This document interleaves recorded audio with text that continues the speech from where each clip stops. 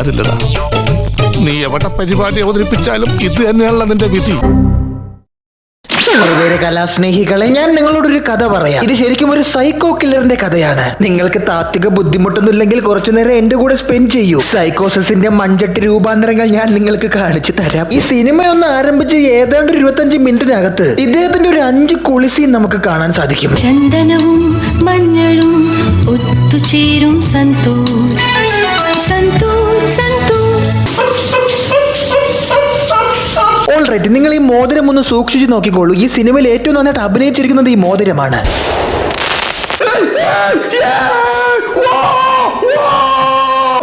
പോയാ sorry guess, atom ബോംബിന്റെ സ്ക്രീനിൽ കണ്ടപ്പോ ആവേശിച്ചു പോയതാണ്. ഈ പടത്തിൽ 3 D ഉണ്ട്. Triple D, Dhyan, Dane, Diana. John Jaffer Janardhanan എന്നൊക്കെ പറയുന്ന പോലെ Dhyan, Dane, Diana. Ultimately they are the D company. So നമ്മുടെ ഈ ചെർണോബിൽ ചേട്ടനാണ് ഈ സിനിമയിലെ വില്ലൻ. അദ്ദേഹം ഒരു ഫുഡ് ഡെലിവറി കമ്പനിയിലേക്ക് ഡെലിവറി ബോയ് ആയി ജോയിൻ ചെയ്തിരിക്കുകയാണ് വിത്ത് സം നിഗൂഢ ലക്ഷ്യങ്ങൾ. I am really sorry guys, ആവേശം കൊണ്ട് വീണ്ടും ഞാൻ മറന്നു പോയതാണ്. ഇനി ഇത് 2 റാൻഡം ചേച്ചിമാർ. ബട്ട് ഈ സിനിമയിൽ റാൻഡം ചേച്ചിമാർക്ക് പോലും വലിയ പ്രാധാന്യമുണ്ട്. അത് നിങ്ങൾക്ക് വഴിയെ മനസ്സിലാകും. എനിക്ക് ശമ്പളം കിട്ടിയ ഒന്നും തികയാറില്ല.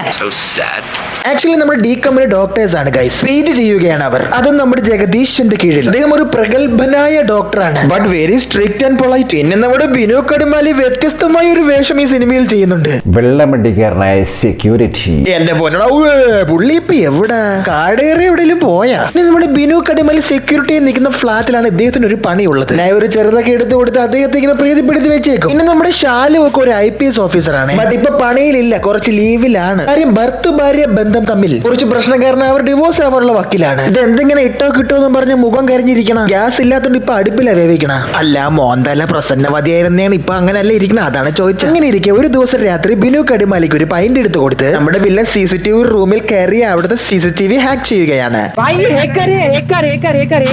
എന്നിട്ട് ഒരു മുഴുത്ത കുളി കഴിഞ്ഞാൽ നനവോടെ എന്നെ ദേഹത്ത് പറ്റണം, എന്നാലേ വെളുക്കുള്ളൂ.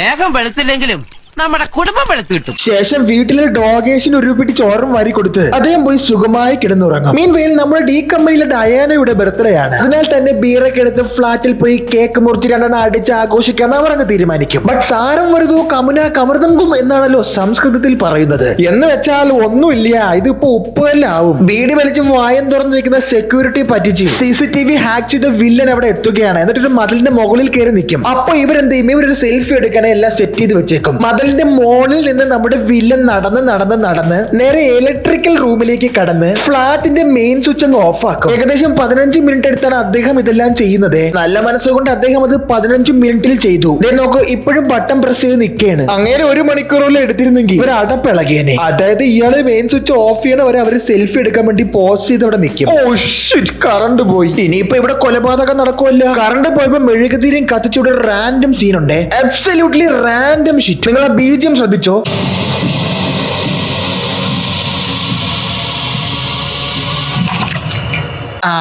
കൊണ്ടാം ആ ഫ്രിഡ്ജ് തുറന്ന് ബിയർ എടുക്കാനാണ് ഇത്രയും വലിയ BGM കേട്ടതൊന്നും അവൻ തൂങ്ങിച്ചാവാൻ പോവേണമെന്ന്.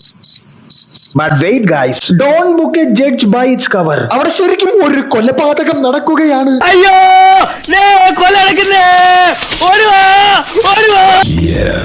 എല്ലാം നടന്ന ശേഷം വിച്ഛേദിച്ച വൈദ്യുതി കളിക്കുണ്ട ബിനു കടിമാലി പുനഃസ്ഥാപിക്കും. എന്നിട്ട് എന്ത് ചെയ്യും? ഇവർ 2 അടിച്ചിട്ട് പോയി കിടന്ന് ഉറങ്ങും.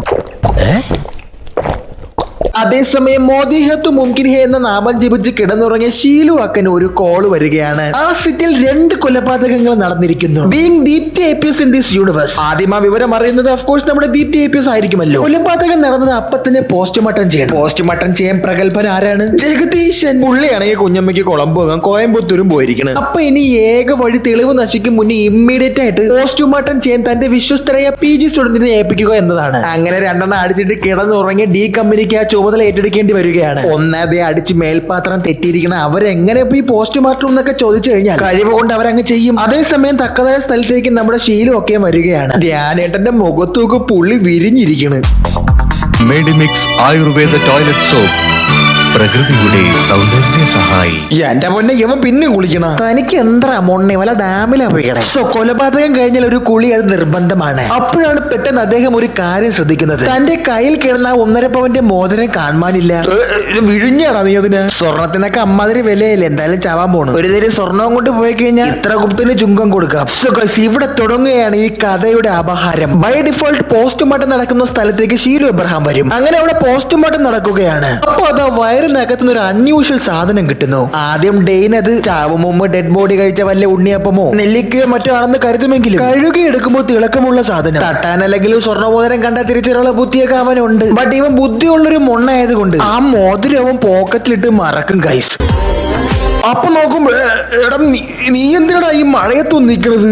യവനല്ലേ 2 ബക്കറ്റ് വെള്ളത്തിൽ വീട്ടിൽ നിന്ന് കുളിച്ചിട്ട് വന്ന, പിന്നെ എന്തിനാ ഈ മഴയത്ത് വന്ന് വീണ്ടും കുളിക്കണ? നിനക്ക് എന്തിടേ ഉജ്ജന്മത്തി വല്ല സ്രാവ് വരുന്നടേ. സോ ഗൈസ്, അങ്ങനെ അവർ ആ റിപ്പോർട്ട് സബ്മിറ്റ് ചെയ്യുകയാണ്. പോസ്റ്റ്മോർട്ടം റിപ്പോർട്ട് സബ്മിറ്റ് ചെയ്ത് ഞാൻ പിന്നെ കഴിഞ്ഞില്ല എല്ലാം. ജഗദീഷിന് റിപ്പോർട്ട് കൈമാറിയ ശേഷമാണ് ഒരു കാര്യം മനസ്സിലാകുന്നത്. ആ ദാരിദ്ര്യം പിടിച്ച ഡെയിനെ മോതിരം പോക്കറ്റിട്ട് മറന്നുപോയെന്ന്. എന്നിട്ട് അത് ഇപ്പോഴാണ് അത്ര ഓർമ്മ വരുന്നത്. ഒരു കൊലപാതകത്തിന്റെ ഇത്രയും വലിയ എവിഡൻസ് കിട്ടിയിട്ട് അതെടുത്ത് പോക്കറ്റിട്ട് അടിച്ചു മാറ്റി വീട്ടിൽ കൊണ്ടുപോയി പണയം വെക്കാൻ നോക്കിയ നിന്നെയൊക്കെ പഞ്ചായത്ത് കിണറിൽ പെടലേക്ക് അടിച്ച് തള്ളിയിട്ട് പെട്രോൾ ഒഴിച്ച് പഞ്ചാരിട്ട് കത്തിക്കണം.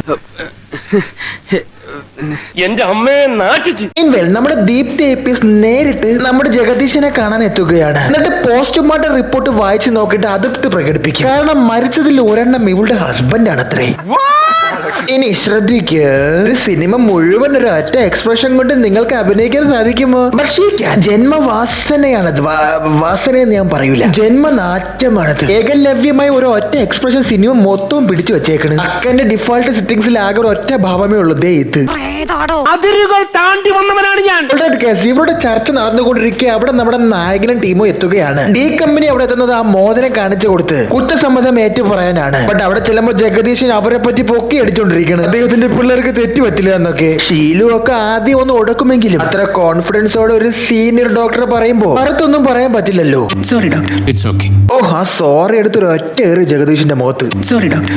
പതിവ് പോലെ എന്റെ പെർഫോമൻസ് ഗംഭീരമായിട്ടുണ്ട്. മെയിൻവേയിൽ നമ്മൾ ഡെയിൻ എന്ത് ചെയ്യുമെന്നോ ആ മോതിരം നേരെ എടുത്ത് ഒരു ബാസ്കറ്റ് ബോളിൽ ഇടുന്നു. ഇതില് ഡെയിന്റെ ക്യാരക്ടറും അവന്റെ അഭിനയവും അവന്റെ മണ്ടത്തരങ്ങളും ഒക്കെ കാണുമ്പോ ഉണ്ടല്ല, അയ്യോ. പിന്നെ ദാണ്ടെടുത്ത് ഇവിടെ പാപം കൊലപാതകൻ. അത് അങ്ങനെ ഒരു ഷൊണ്ണ കൊലപാതകം ചെയ്തിട്ട് അവിടെ കിടന്ന് കറങ്ങയാണ്. ഉള്ള പോലീസുകാരെ പുറകെ അത്രയും നടന്ന് പോസ്റ്റ്മോർട്ടം റിപ്പോർട്ട് വാങ്ങണം, ഇന്ന് എന്നെ പിടിച്ചോന്നും പറഞ്ഞ് അവിടെ മൊത്തം കിടന്ന് കറക്കണം. പിന്നെ ആണ്ട് ഇതൊക്കെ അല്ലേ പോലീസുകാരെത്തി തൊട്ട് മാത്രം അവൻ രക്ഷപ്പെട്ട്. ബുർജ് ഖലീഫയുടെ പൊക്കം ഉണ്ടെങ്കിൽ അവന് പുത്തി നാരങ്ങ മുട്ടാർ അത്രയാണ്.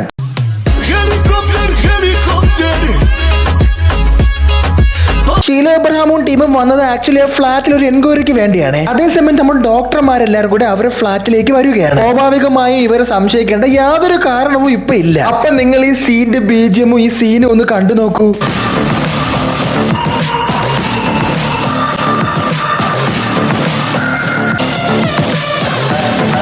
എവരെ മുഖഭാവം കണ്ടു കഴിഞ്ഞാൽ എവരാണ് കൊലപാതകം ചെയ്യണമെന്നല്ലേ പറയൂ. ഇവിടെ എന്തിനാ നിങ്ങൾ ഈ പോലീസിനെ കാണുമ്പോ പേടിക്കണ? അല്ലെങ്കിൽ തന്നെ ഈ പോലീസ് എന്തിനാ ഇവര് വെറുതെ സംശയിക്കണ? എന്ത് ലോജിക്കടാ ഈ സീനിൽ ഇരിക്കണത്? അവര് പോസ്റ്റ്മോർട്ടം ചെയ്ത ഡോക്ടേഴ്സ്, കൊലപാതകം നടന്ന ഫ്ലാറ്റിൽ എൻക്വയറിക്ക് വന്ന പോലീസുകാര്. അതിന് എന്തിനാ ഇവിടെ ഒരു കൺഫ്യൂസിങ് മ്യൂസിക്? ഈ ഡെയ്മോണയുടെ മുഖം കണ്ട് അപ്പൊ തന്നെ അവനെ പിടിച്ച് 14 ദിവസം റിമാൻഡ് ഇടാൻ തോന്നും. അമ്മാതിരി കളത്തരവൊന്ന്. സോ അങ്ങനെ ഇരിക്കെ ഈ വിഷയങ്ങളെല്ലാം പോലീസ് സ്റ്റേഷനകത്തൊക്കെ വലിയ ചർച്ചയാകുകയാണ് ഗൈസ്.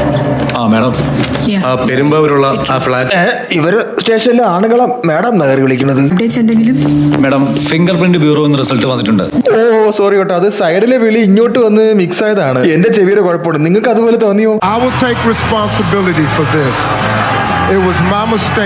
ഞാൻ എന്റെ ഒരു സംശയം പറഞ്ഞോട്ടെ, ഈ ഷീലുവൊക്കെ ഇത് എങ്ങനെ പറ്റണം? എടുക്കണ പടം എല്ലാം പൊട്ടും. I think we can call Har underworld lady super star. അല്ലാതെ ഈ പടമൊക്കെ എടുത്ത് പൊട്ടിക്ക് ഇത്രയും പണം ഇവിടുന്ന് അണ്ടർവേൾഡ് എന്നല്ലാതെ. ഇനി ഇവിടെ വേറെ റാൻഡം സീൻ ഉണ്ട്. റാൻഡം സീൻ ഇവരെ ഹോസ്പിറ്റലിലെ മോർച്ചറിയിൽ കാവൽ വയ്ക്കുന്ന വാർഡനെ ആരോ തലക്കടിച്ച് വീഴ്ത്തിയിരിക്കുന്നു. അത് കാണാനായി ഇവര് 3 പേരും കൂടി അങ്ങോട്ട് ചെല്ലുകയാണ്. അദ്ദേഹത്തെ കണ്ട് കുശലൻ ചോദിക്കുന്നതിനിടയിൽ പെട്ടെന്ന് ഞാനായിട്ട് മനസ്സിലൊരു ഉൾവിളി. അവിടെ ഇരിക്കുന്ന ഫോൺ ഒന്ന് എടുത്ത് നോക്കാം. പെട്ടെന്ന് മനസ്സിൽ തോന്നിയ ഒരു ആശയം മൂലം ഫോൺ എടുത്ത് നോക്കിയപ്പോ അതിലൊരു കോൾ ആക്റ്റീവായി കിടക്കുന്നു. അതുവഴി പോലീസുകാർ ഇവര് സംസാരിക്കുന്ന കേട്ടോണ്ടിരിക്കണം. ഇത് എന്തോന്ന് ലോജിക്കട, എന്തോന്ന് സ്ക്രിപ്റ്റ് ഇത്. ഇവരവിടെ വന്നത് പോലീസുകാർ എങ്ങനെ അറിഞ്ഞ്? അതുപോലെ ഈ ഫോൺ അവിടെ ഓണാക്കി വെച്ചിട്ട് പോയേക്കണം. അത് പോലീസുകാർ ഇരുന്ന് കേക്കണ്. ഈ പഴം പിടിച്ച മൊണ്ണാവൊന്നും അറിഞ്ഞില്ലേ? പുള്ളിക്ക് തലക്ക് അടി കിട്ടിയപ്പോ പിന്നെ ജൈവികരുടെ കണ്ണുകണ്ണോടായി കാണും. അല്ല ശരിക്കും ധ്യാനായിട്ട് ഇങ്ങനത്തെ സിനിമകളൊക്കെ എങ്ങനെ തിരഞ്ഞു പിടിച്ചു പോയി അഭിനയിക്കണ? അങ്ങോട്ട് പോണതാ ഇങ്ങോട്ട് വരണതാ. സിനിമയിൽ സർക്കാർ ജോലി ചെയ്യണ ആളാണ് ധ്യാനേട്ടൻ. രാവിലെ 10 മണിക്ക് സെറ്റിൽ പോയി ഡ്യൂട്ടിക്ക് ജോയിൻ ചെയ്യും. വൈകുന്നേരം 5 മണി വരെ അഭിനയിക്കും. 5 മണി കഴിഞ്ഞാൽ തിരിച്ച് വീട്ടിൽ വരും. അന്നത്തെ ഡ്യൂട്ടി കഥ. പുള്ളിക്ക് മാസം മൊത്തം ശമ്പളം കിട്ടിയാൽ മതി. താങ്ക്സ്, ഞാൻ അറിയാതെ മറന്നു വെച്ചു പോയതാ. ശേഷം ഇവിടെ നടന്ന സീനെല്ലാം കണ്ട് അന്താളിച്ച് 3 പേരും കൂടെ ഒരു കസേര ഇരുന്ന് ഇച്ചിപ്പൂല സംസാരിക്കും. അപ്പൊ നോക്കുമ്പോഴേ തൊട്ട് ഫ്രണ്ടില് വേറൊരു കസേര കയറി നമ്മുടെ സീരിയൽ കില്ലർ ഇരിക്കുന്നു. എടാ നിന്നെ പോലീസ് പൊക്കിലൂടെ എല്ലാരെയും മുമ്പ് പോയി ഇങ്ങനെ തുറന്നു വെച്ച് ഇരുന്ന. സോ മീൻമേൽ ഹോസ്പിറ്റലിൽ വേസ്റ്റ് എടുക്കുന്ന ചേച്ചിമാർ വന്ന് മോതിരമിട്ട വേസ്റ്റോട് കൂടി പൊക്കിക്കൊണ്ട് പോവുകയാണ്. ഓ പിന്നെ അവ ഇപ്പോഴാണ് വന്ന് തപ്പണം അവിടെ. നിന്റെ ചെവിക്കാലുണ്ടല്ലോ അടിച്ച് തിരിക്കാത്തോണ്ടാണ്. ഒരു മണവും ഗുണമില്ലാത്ത നിർഗുണൻ. ഷീലു ചേച്ചിക്കാണെങ്കിൽ ആകെ പ്രഷർ. 2 കൊലപാതകമല്ലേ നടന്നത്. Full pressure. ഇത് എവിടെ കയറി പോണു? ഈ വധൂര് പോലീസ് സ്റ്റേഷനിൽ കയറി ചെല്ലണം. ഇവന് എന്താടാ അയ്യേ എന്നെ പിടിച്ചോ എന്നും പറഞ്ഞ് 2 കൊലപാതകവും ചെയ്തിട്ട് പോലീസുകാരെ മുമ്പ് കൂടെ അങ്ങോട്ടും ഇങ്ങോട്ടും കിടന്ന് നടക്കണം. കഴിപ്പണം കെട്ട പോലീസുകാരുണ്ടെങ്കിൽ ഇങ്ങനെയൊക്കെ നടക്കുള്ളൂ. ഇവൻ മോതിരം തപ്പി നടക്കണെന്ന് തോന്നുന്നു. സാധനം കയ്യിലുണ്ടോ എന്ന് ചോദിച്ച് പോലീസ് സ്റ്റേഷൻ വരെ എത്തി. സാധനം കയ്യിലുണ്ടോ? ഇത് ദൃശ്യത്തിലെ മറ്റു സീനല്ലേ?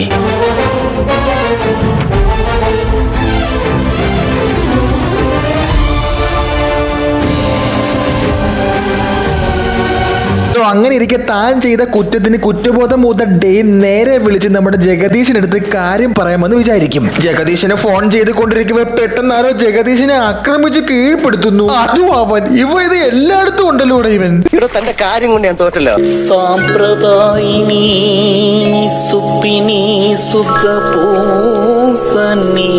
ഇനി നമുക്ക് ധ്യാനേട്ടന്റെ ഒരു മാസ് ഡയലോഗ് കാണാം. അതല്ലെങ്കിൽ ആ കൊലയാളി നിങ്ങളെ തേടി വരും. കില്ലർ ഞങ്ങളെ തേടി വരുവാണെങ്കിൽ ഒരു കാര്യം ഉറപ്പാ, മാഡം പിന്നെ അയാളെ ജീവനോടെ കാണില്ല.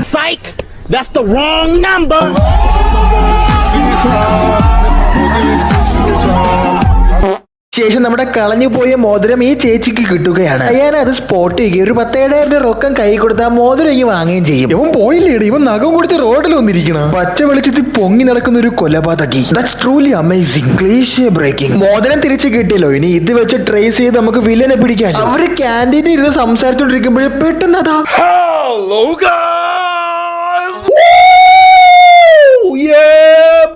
അജു വർഗീസ് എവിടെ പാത്തിരുന്ന് ഫ്രെയിമിലേക്ക് ചാടി വീഴും. എന്റെ പ്രൈവറ്റ് ഡിറ്റക്റ്റീവ് ആണ്. അവര് പറഞ്ഞ കോൺവെർസേഷൻ എല്ലാം കേട്ട് ഈ കേസ് അങ്ങേരെ സോൾവ് ആക്കി തരാന്ന്. ഇതിനൊക്കെ പ്രത്യുപകാരമായി നീ എനിക്ക് ഗൾഫിലേക്ക് ഒരു ടിക്കറ്റ് മാത്രം എടുത്തു തന്നാൽ മതി. Ticket charge only 22,000 baht. എന്നിട്ട് ആ മോതിരം കൊണ്ട് ഒരു തട്ടാന്റെ അടുത്തുണ്ടി ഉരച്ചു നോക്കും. എന്നിട്ട് അത് ഒറിജിനൽ ആണെന്ന് കണ്ടുപിടിക്കും. അപ്പൊ ഇവർക്ക് പുള്ളി വിശ്വാസമാകും. എന്നിട്ട് ആ മോതിരം അതിന്റെ ആളെ അജു തപ്പിത്തരാന്ന് പറഞ്ഞ അജു അങ്ങ് പോകും. ഒരു 10,000 രൂപ ഫീസായിട്ട് വായിക്കും. അതേസമയം അവരെ ചേസ് ചെയ്ത് വന്ന നമ്മുടെ സീരിയൽ കില്ലർ തട്ടാന്റെ സുന്നത്ത് വിരൽ ഉരച്ചു നോക്കും. എന്നിട്ട് ഇപ്പൊ ഒരു കളസം കുളി അങ്ങ് പാസ്സാക്കും. കുളി കഴിഞ്ഞ് പട്ടിക്ക് ചോറ് കൊടുക്കും. എനിക്കിനി ചോറ് വേണ്ട. അത് അവൻ ഇഷ്ടപ്പെടില്ല. അവ അപ്പൊ തന്നെ ആ പട്ടിയെ കെട്ടി തൂക്കി അങ്ങ് കൊല്ലും. Why? Because he's a psycho.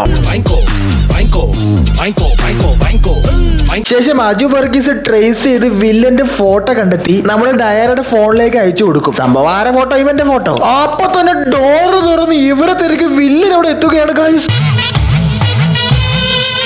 ഇതെന്താണ് സംഭവം എന്ന് അറിയാമോ ഗൈസ്? നമ്മുടെ ഷീലുവക്കന്റെ ഭർത്താവില്ലേ, നമ്മുടെ സീരിയൽ കില്ലർ കൊന്നവൻ. ആക്ച്വലി ഷീലുവക്കന്റെ ഭർത്താവിനും അവന്റെ കൂട്ടുകാരനും നമ്മുടെ സീരിയൽ കില്ലറിന്റെ ഭാര്യയുമായ ഒരു ത്രീസം ബന്ധമുണ്ടായിരുന്നു. ആ കാരണം കൊണ്ടാണ് ഷീലുവക്ക ഭർത്താവുമായി ഡിവോഴ്സ് ആവുന്നതും ഇവൻ അവന്റെ ഭാര്യനെ ആദ്യം കൊല്ലുന്നതും ശേഷം അവന്മാർ രണ്ടുപേരെയും പോയി കൊല്ലുന്നതും ശേഷം ചോറിനകത്തിന്റെ പട്ടിയെ കൊല്ലുന്നതും. അതെന്തിനാണ് പട്ടിയെ കൊന്ന? എന്തായാലും ഇവരെ വീട്ടിൽ കയറിയ നമ്മുടെ സീരിയൽ കില്ലർ അടുക്കളയിൽ കയറി ഏലക്ക ഇട്ടൊരു ഹോർലിക്സ് അടിച്ചു കുടിച്ച് ഒരു കസേര ഇട്ട് അവർ ഫ്രണ്ടിൽ ഇരുന്ന് കഥയൊക്കെ പറയും.